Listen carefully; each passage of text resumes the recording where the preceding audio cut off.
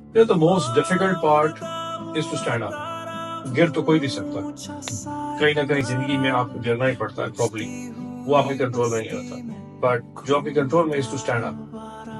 But one thing is remember, never fall back, always fall forward.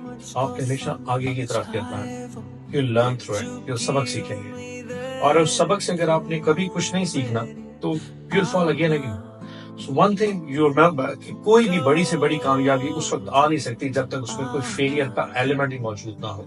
Through out progression جن لوگوں نے زمین سے پروگریس اوپر کی طرف کیا ہے, اگر وہ کبھی گرے نہیں تو پھر آگے وہ آپ کی جو چینج ہے وہ ویسے ختم ہو جائے گی.